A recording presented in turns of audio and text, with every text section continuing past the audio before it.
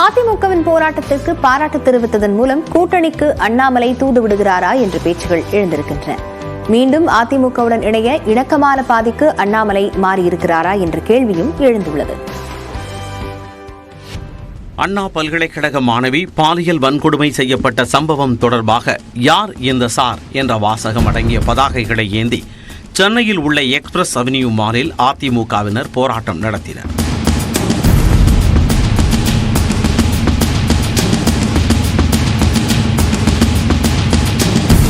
இதை தனது எக்ஸ் பக்கத்தில் பகிர்ந்த பாஜக மாநில தலைவர் அண்ணாமலை, மாணவி விவகாரத்தை கையில் எடுத்து முக்கியமான கேள்வியை அதிமுக எழுப்பியுள்ளதாக பாராட்டு தெரிவித்தார்.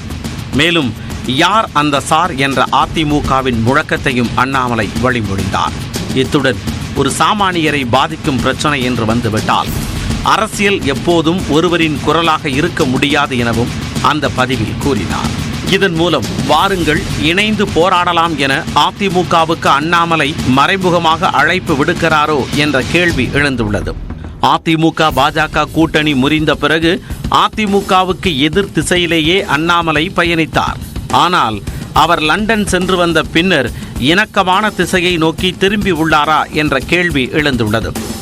அதற்கு காரணம் கடந்த 17ஆம் தேதி அளித்த பேட்டியில் 2026ஆம் ஆண்டில் அதிமுகவுடன் மீண்டும் கூட்டணி அமைப்பீர்களா என்ற கேள்விக்கு கூட்டணி இல்லை என மறுப்பு தெரிவிக்காத அண்ணாமலை பொறுத்திருந்து பாருங்கள் என பதிலளித்தார்.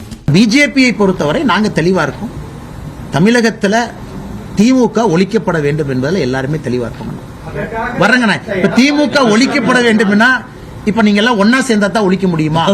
இல்ல நீங்க இருக்கிற கூட்டணியை வலிமைப்படுத்தினாலும் ஒழிக்க முடியுமா? எல்லாமே பாசிபிலிட்டி தாங்கண்ணா.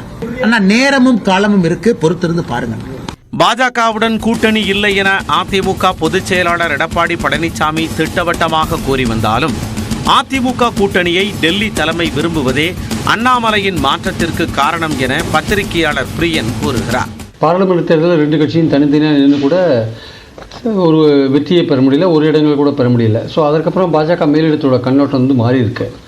அவங்க அண்ணாமலைகிட்ட ரொம்ப கிளியராக சொல்லியிருக்காங்க, வரப்போகிற சட்டமன்ற தேர்தல் 26ல் திமுக எதிர்ப்பு ஓட்டுகளை நம்ம கன்சாலிடேட் பண்ணணும்னா நம்ம வந்து எப்போ வலுவான கூட்டணி அமைக்க வேண்டியிருக்கு. ஸோ வலுவான கூட்டணி அமைக்கணும்னா அதிமுக விட்டுட்டு வலுவான கூட்டணி அமைக்க முடியாது. அப்போது இனிமேல் நீங்கள் கொஞ்சம் அதிமுக பற்றின விமர்சனங்களை கம்ப்ளீட்டாக அவாய்ட் பண்ணுங்க அப்படின்ற மாதிரியான ஒரு விஷயம் வந்து அண்ணாமலைக்கு சொல்லப்பட்டிருக்கிறது. அதுதான் லண்டன்லேருந்து அவர் திரும்பின பிறகு அதிமுக பற்றின அவருடைய பார்வையை மாறி இருப்பதற்கு காரணம் அதுதான். மேலும் ஜெயலலிதாவை பற்றி பேசியதால் கூட்டணி உடைந்த நிலையில் வரும் காலத்தில் அவரை பற்றி புகழ்ந்து பேசவும் அண்ணாமலை தயங்க மாட்டார் என்கிறார் பத்திரிகையாளர் குபேந்திரன். கலைஞர் சமாதிக்கு போயிட்டு வந்துட்டார். சமீபத்தில் கேப்டன் விஜயகாந்த் அவருடைய சமாதிக்கு போயிட்டு வந்தார்.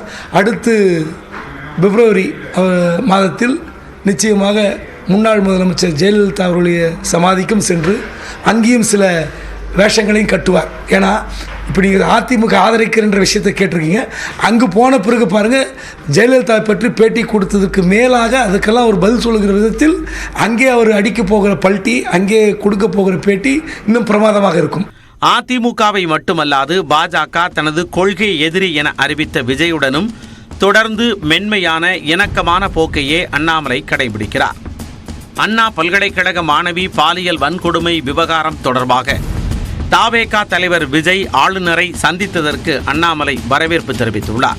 இதன் மூலம் அதிமுகவுடன் இணைய அண்ணாமலை தூது விடுகிறாரா எனவும், திமுக எதிர்ப்பு என்ற புள்ளியில் அதிமுக பாஜக தவேக கூட்டணிக்காக அண்ணாமலை இணக்கத்தை கடைபிடிக்க தொடங்கியுள்ளாரா எனவும் அரசியல் விமர்சகர்கள் கேள்வி எழுப்பியுள்ளனர்.